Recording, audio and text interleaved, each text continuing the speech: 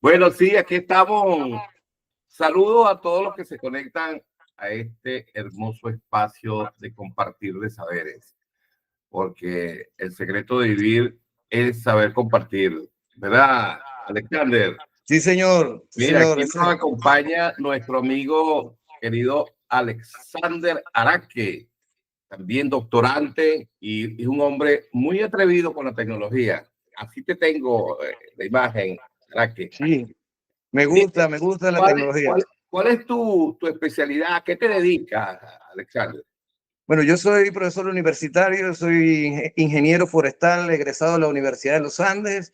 Estudié una maestría en docencia universitaria y una maestría en agroecología y desarrollo endógeno, y actualmente estoy haciendo el doctorado en ambiente y desarrollo. Tengo Oh, también, vale, eres una y, máquina. estoy haciendo, por supuesto, concluyendo el doctorado en TIC. Ok, eres una máquina de conocimiento. Bueno, nunca hay que perder el tiempo, ¿verdad, Alexander? Siempre Sí, tenemos que señor. estar aprendiendo y sobre todo actualizando, ¿no? Y eso es lo que Constantemente. realmente nosotros estamos haciendo en este momento. Fíjate, Alexander, para ir directo al grano de lo que tú estás proponiendo como tema de indagación sobre estas tendencias tecnológicas, veo que te atreves a hablar de las redes neuronales. Sí, Que, señor. y ese tema lo conectas con la parte, vamos a decirlo, Agrícola. el clima, el suelo, no sé, los cultivos. Por favor, dime, vamos a aclararle primero a las personas que nos ven qué es una red neuronal como tal. Una red neuronal es simplemente una toma de datos, microdatos, que en esencia son fundamentales para llevar y realizar modelos proyectivos. Por ejemplo, como en el caso del clima, el caso de la tipificación de los suelos, la necesidad de nutrientes, ataques de plagas, entre otras cosas. Es Claro, una, en esencia vamos, por decírtelo así, las redes neuronales son una serie de algoritmos, ¿verdad? Que de sí, algún modo se establecen ciertas capas de afinamiento para lograr la mayor precisión posible de lo que andamos buscando que las tecnologías nos apoyen, ¿no?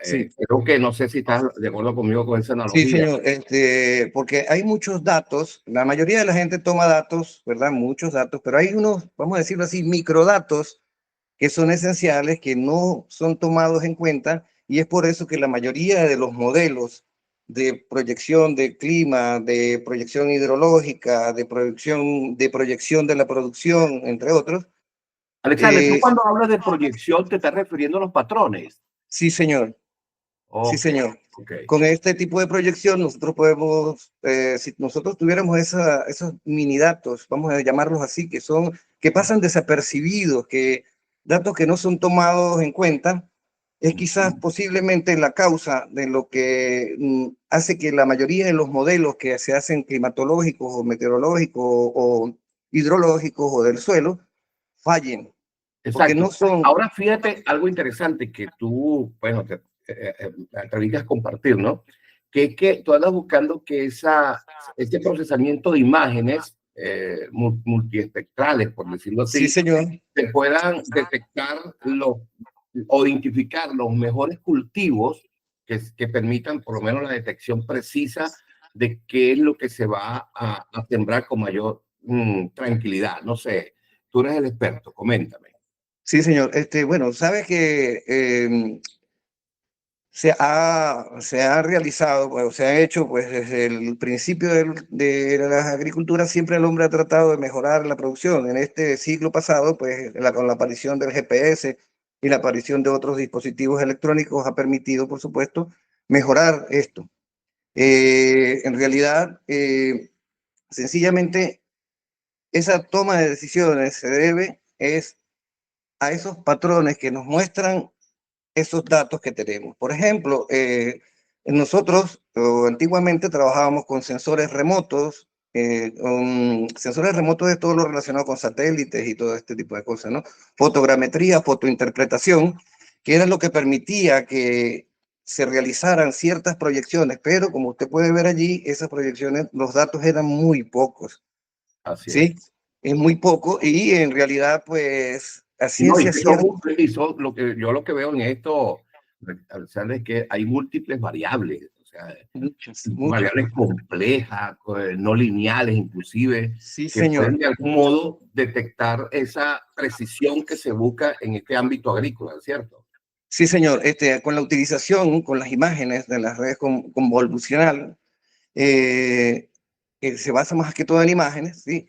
Estas imágenes nosotros podemos procesarlas y determinar, por ejemplo, que en un cultivo, tú sabes que, Ujú. para hacerlo más simple, la luz solar se refleja sobre las plantas.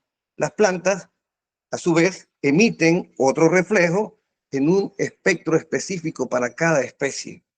Ese reflejo desde el espacio puede ser detectado gracias a esta minería de datos y sencillamente una montaña completa ya puede ser identificada todas las especies que están allí. Oh, bien. En un cultivo, por ejemplo, podemos, a través de estas imágenes de satélite, analizar, por ejemplo, la coloración de la hoja del maíz y podemos saber si sencillamente está requiriendo nutrientes, porque puede presentar una clorosis. Una clorosis es cuando hay deficiencia de nutrientes en el suelo, entonces el color de la hoja varía y se hace más amarillo. Claro, y me estás hablando de algo sumamente interesante porque son patrones ocultos Sí, que, señor. por ejemplo, que humanamente, por decirlo así, ¿no? Se costaría un poco tener esa precisión en el gran Muy, volumen de cultivo, ¿no? muy difícil, porque ahora la inteligencia artificial puede analizar todas estas imágenes y sencillamente puede decirte cuáles son las especies del sotobosque, cuáles son las especies del bosque y cuáles son los patrones que hay en el suelo, patrones de relieve, patrones de humedad, Ujú. patrones de vientos alisos, una infinidad de patrones que nos van a permitir a nosotros conocer mejor. Me hablaste inclusive de algunos drones que se utilizan para hacer procesar o detectar esas imágenes de manera híbrida o algo así. Me monitoreaste o monitoreas la parte visual. Cuéntame esa parte.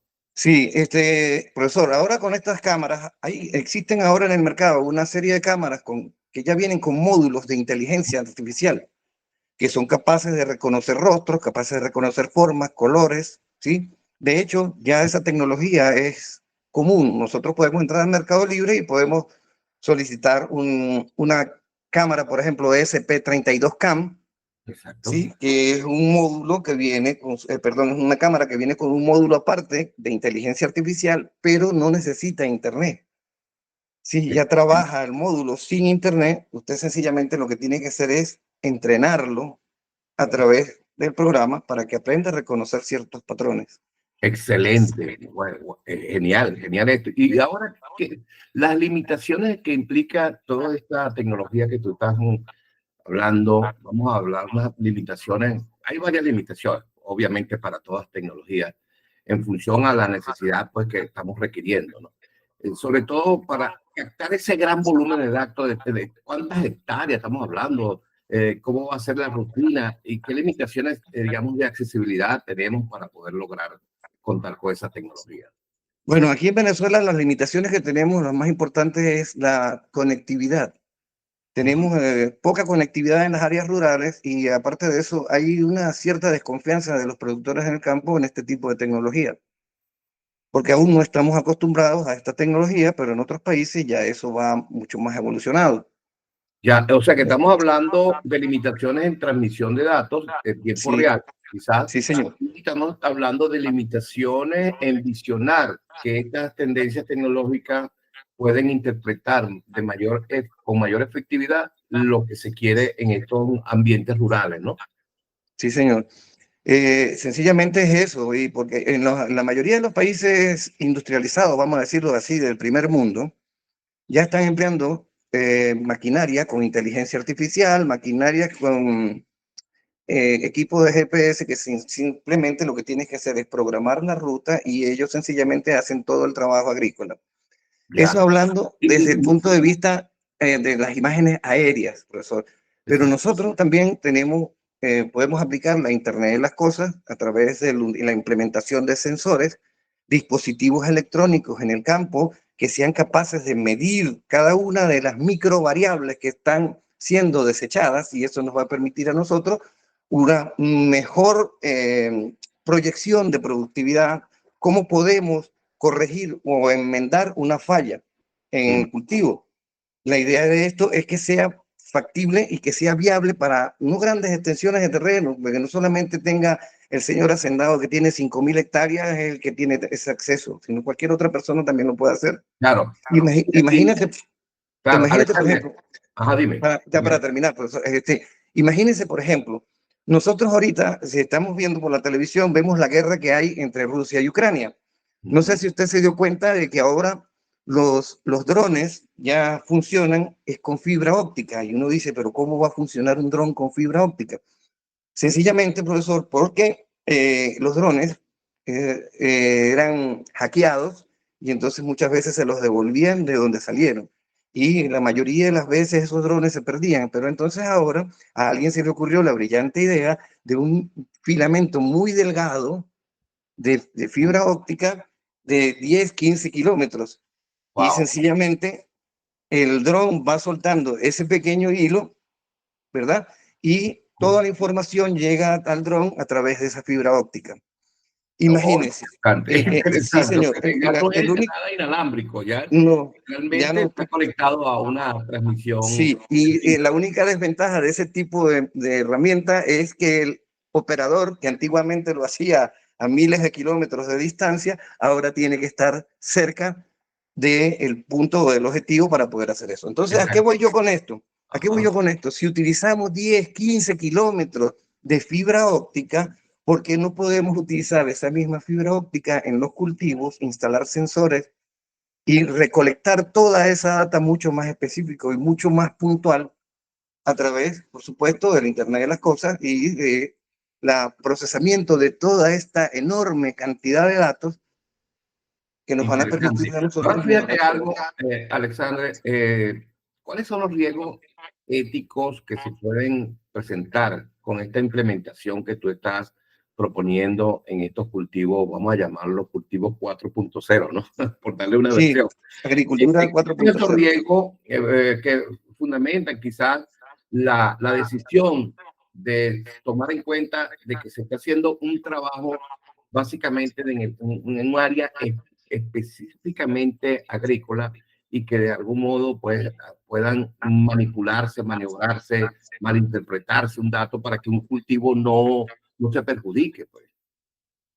Sí, hay algunos inconvenientes, profesor, porque, como le dije, primero, aquí en Venezuela o en Sudamérica o en Latinoamérica, ese tipo de tecnología pues sería realmente costosa, ¿no? Y no tenemos en este momento para entrada al país de nuevas tecnologías, tenemos una Costo de serie de... implementación, oye, un costo de implementación, pero retorno de inversión me supongo que va a ser bastante. Sí, es bastante significativo porque nos va a permitir a nosotros, por supuesto, el manejo de plagas. Imagínense lo que le estaba diciendo hace rato de una enfermedad detectada con esos microsensores que están unidos por fibra óptica en la clorosis, por decir algo, que es la planta empieza a perder nutrientes, no hay nitrógeno en el suelo, y entonces a través, por ejemplo, de esta minería de datos, nosotros podemos sencillamente detectar esa anomalía y aplicar enmiendas agrícolas como el uso de los fertirriegos automatizados, ese tipo de cosas. Y Claro. entonces podemos recuperar en un área específica. Imagínense que usted tiene un cultivo de 1.000 hectáreas, pero resulta que tiene eso, por decir algo, maíz, pero en esas 1.000 hectáreas hay 140 hectáreas que tienen una deficiencia de clorosis. Claro. Entonces va a permitir el ahorro, por ejemplo, de fertilizantes o de implementos o de enmiendas agrícolas, porque va a ser más específico, va a ser más puntual. Entonces estamos hablando de que vamos a disminuir el impacto ambiental en cuanto a estos organofosforados y a estos elementos químicos que son tan tóxicos, ¿sí? Y sencillamente, por supuesto, vamos a reducir también el costo o la inversión que tiene que hacer el agricultor. Claro. ¿Limitarías eso? Obviamente, o sea, sería un elemento pues distorsionador por el hecho de que, bueno, el impacto que esto va a generar, quizás hay algunas otras cosas que puede suplir en la implementación de esto, porque hay un Sí, señor. canal, hay De un hecho, canal de de eso. hecho ya, de hecho ya existen algunos UGV UGV es unas siglas que se emplean on personal ground vehicle, o sea, vehículos terrestres no tripulados. Entonces, estos vehículos terrestres no tripulados pueden, como los tractores, algunos elementos, vamos a decirlo así, de uso agrícola, ya sencillamente están incorporando inteligencia artificial, como por ejemplo la segmentación semántica, que es la visión artificial de la inteligencia artificial, puede procesar datos, determinar cuándo un fruto está maduro, cuándo no, ¿sí? La recolección de los frutos. Bueno, imagínate el potencial que tiene esto de la segmentación semántica, de la percepción extrasensorial artificial, de la inteligencia artificial. Esto va a traer Un muchas impacto, mejoras. un Sí, o sea, un impacto impacto que aún para nosotros social, ¿no? está desconocido, o sea, porque es algo nuevo para nosotros. Exacto. Imagínate que hay tractores, por ejemplo, algunos equipos de maquinaria que pueden detectar, por lo que le estaba diciendo, por el espectro que reflejan, pueden detectar qué especie es. Imagínate un tractor que va por los surcos, ¿verdad? Pero va detectando cuáles son las plantas de maíz, por decir algo, y cuáles son las plantas de maleza. Entonces tiene unos láser que y sencillamente se acabó la cosa. Se ve sumamente, como te digo, ambicioso, ¿no? Esto, Sí, ¿qué sí, profesor. tanto? Mira, te felicito, ¿verdad? ¿Sabes? Porque veo que lo trabajas con pasión, ese tema. Porque Me considero gusta. que la agricultura 4.0, vamos a llamarla así, no sé si la bautizaste o la llaman ya así, ¿no? No, se llama así, Sí. profesor. Ok. Hay una, hay Y una la, diferencia significativa en la ingeniería de precisión y en la agricultura, perdón, en la ingeniería de precisión y la agricultura de precisión, perdón, y la agricultura 4.0. Porque la agricultura de precisión se basa en tomar los datos, solo tomar los datos, mientras que la ajá. agricultura 4.0 procesa esos datos y es cuando Claro, interviene la inteligencia artificial. cuando hay las redes neuronales, como muy bien lo explicas, y la inteligencia artificial, pues representa como una especie de penetración silenciosa, vamos a decirlo así, que de algún modo pues transforma la manera en que estamos cultivando, estamos cuidando, porque no solamente se trata de cultivos amplios, ¿no? También de jardines, de zonas muy locales, ¿verdad? Donde se pueda a través de estos sensores inteligentes tener una efectividad. Sin embargo, considero que esta innovación no deja atrás a quienes de alguna manera han venido haciendo sus cultivos tradicionales, ¿no? Quizás, por eso a veces hablamos, no, que la inteligencia artificial te va a sustituir, no, va a potenciar esa capacidad y esa habilidad que tenemos de manera tradicional de hacer las cosas. La tecnología es una herramienta poderosa, esto lo he dicho, pero su verdadero valor realmente está en aquellos que integran con su conocimiento empírico o estudiado, la manera más eficiente de lograr que en ambientes locales, en ambientes de sostenibilidad, pueda pues, lograrse mayores éxitos. Mira, Alexandra, de verdad te felicito. Yo estoy trabajando en eso, profesor.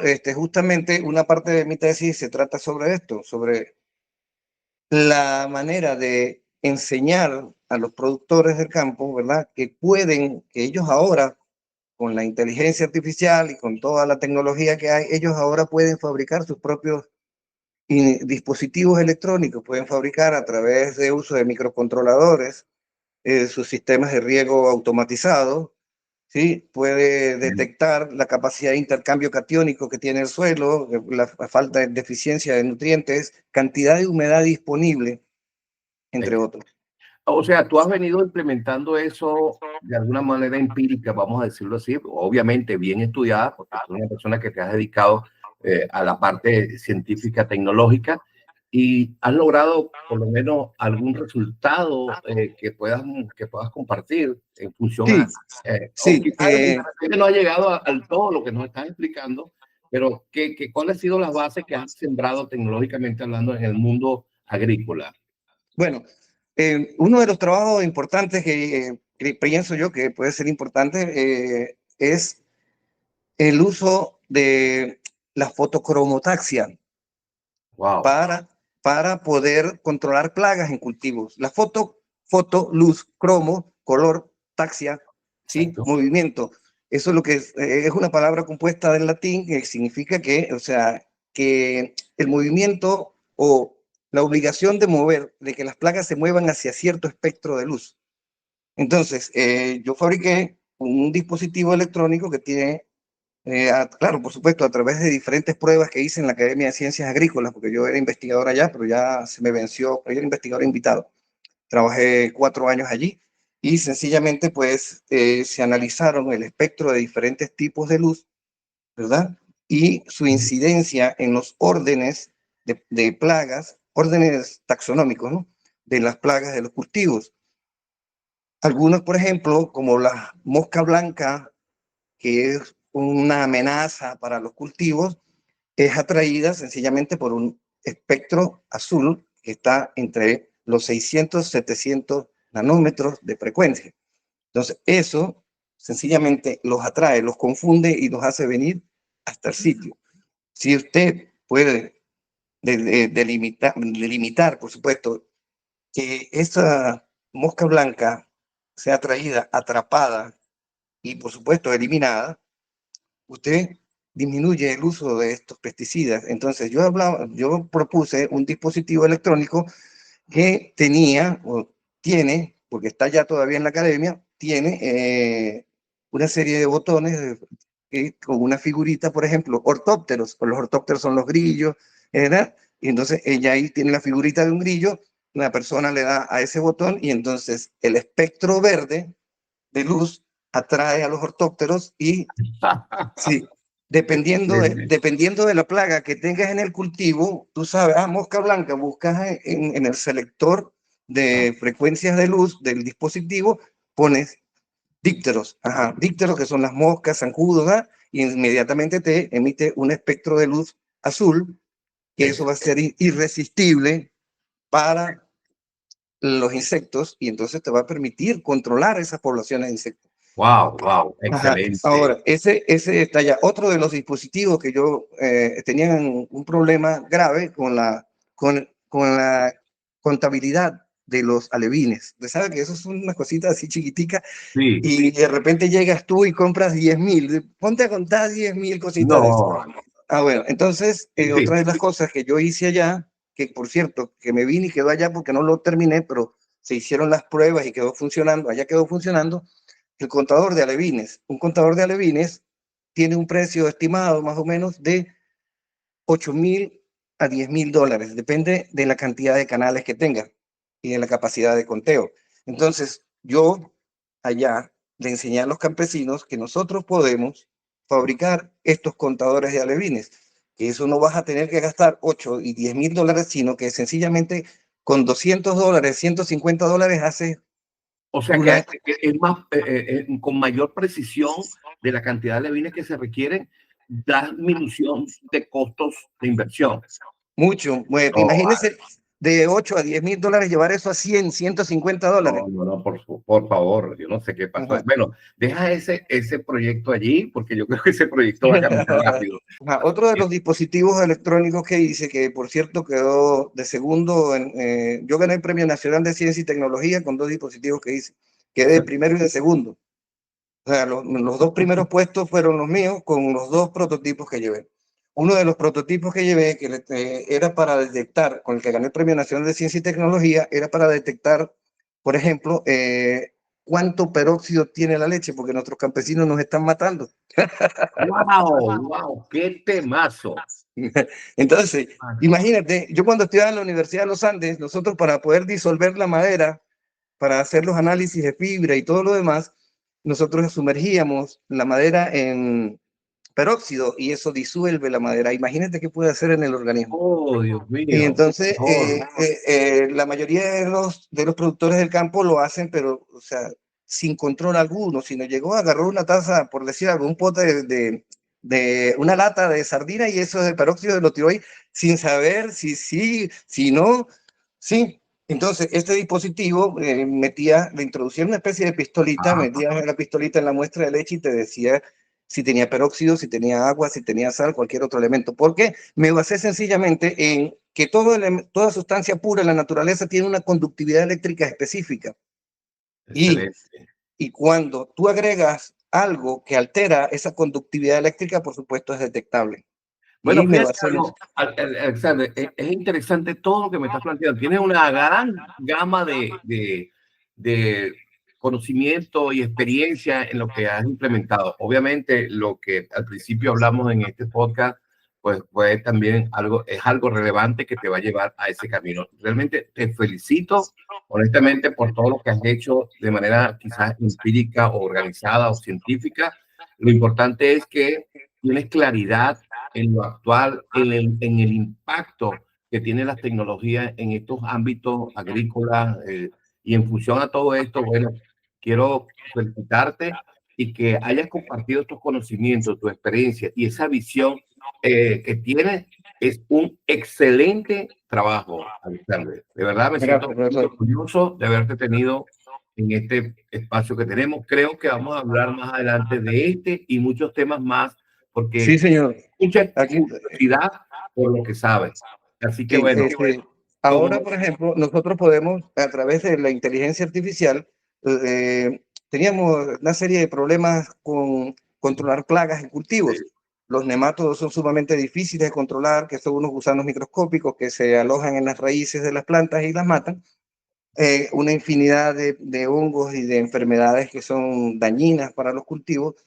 Ya nosotros, por ejemplo, con la implementación de la inteligencia artificial, ya usted ve que ya hay inteligencias artificiales especializadas en farmacéutica, en la industria farmacéutica. Desde que comenzó esto a funcionar, han fabricado 35.000 fórmulas nuevas de medicamentos nuevos desconocidos. Imagínate tú. Wow. Entonces, ahora imagínate que nosotros tengamos esa data y que podamos revertir, por ejemplo, enfermedades extremadamente dañinas en las plantas, y que sencillamente el único control que hay, no sabemos qué es mejor, si la enfermedad o el control. Porque sí, profesor, son órganos fosforados y elementos químicos que no se van a descomponer de manera muy fácil, ¿verdad? Y que siempre en los cultivos, en los productos, en el fruto que te vas a comer, hay trazas de esos elementos químicos allí. ¿Sí? Por ejemplo, los órganos fosforados es algo que no te va a matar ahorita. No sé si has visto que hay mucha gente que se suicida, se toma un herbicida, una cosa, y dura un mes. Pero cuando consume, por ejemplo, un órgano fosforado, ya tiene los días contados. Oh, no. Ya. Entonces, bueno, Alexander, vamos a darle pausa a esto, porque tienes muchos temas que quisiera en otra oportunidad tener la oportunidad de conversar contigo. Cada uno de esos temas que conversaste, de verdad, me genera inquietud, preocupación y además, por supuesto, la necesidad de verlo funcionar de manera óptima, porque tienes, como te lo dije, tienes un gran conocimiento sobre este tema. Y bueno, esperemos tener otro momento para seguir indagando de este excelente aporte que nos está dando. Sí, señor, estamos a la orden, profesor. Sí, señor, vamos a organizar. Y para mí es un orgullo, o sea, ser su alumno, siendo usted una autoridad en inteligencia artificial en este país, porque eso está claro. Muchas gracias. Entonces, para mí es muy significativo tenerlo como profesor. Muchas gracias. He aprendido mucho de usted, profesor. Mucho he aprendido de usted. Y yo lo sigo por las redes y veo las cosas que dice, lo veo cuando va a algunos programas de radio, y sencillamente eso enriquece. Muchas gracias. Y muchas gracias a usted. Es importante que el secreto de vivir es saber compartir. Sí, señor. Bueno, hermanito, muchas gracias. Saludos, profesor. Y seguimos avanzando. Sí, señor. Fue un placer, profesor. Dale, pues. Hasta luego.